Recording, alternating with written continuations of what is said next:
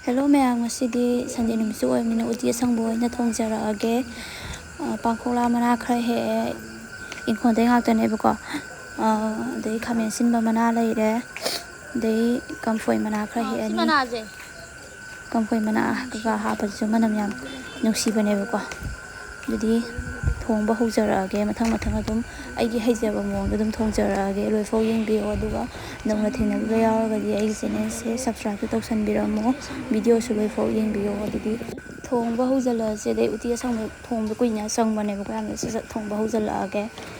hapkadaba mana masingjingdo loina chafuda loina hapchalle dei moro atekpa adegi napakpi nakupi khara mix tawra soira thambado hapchalle degi mangan atingbane kangtakne cheng je khara hape pura yambadi nataba dei soda baiba khara hape gas thagatlebako duga mundribo dum sawhallani duga khara sawakpai timing do goro khaibadi nataba goro khairadi lengnebako na kitang damdare kam khalakpa jingje aduga horen mulle haibai timing do adu fajana mulle haibai timing do pangkhokla je degi dum khabai tharaga dum otpa yarani thau sok nung tawraga duga thau hingba khara ma haija thau je aigi oinadi fortune thau je non haireba ko ma engine thau do hangamli aduduna di hena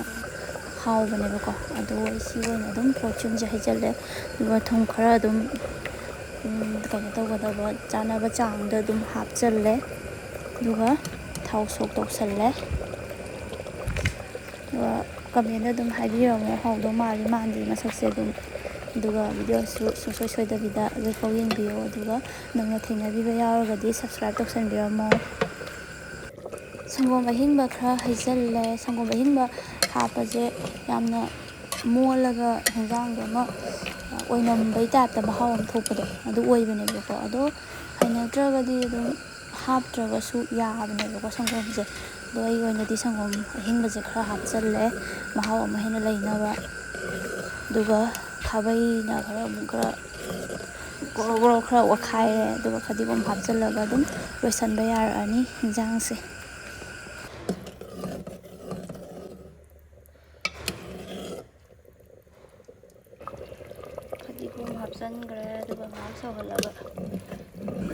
uti thongbasu loisalle ado mayam ngasigidi saida dum loisanjarage mathangi video da mu thengnarase bye bye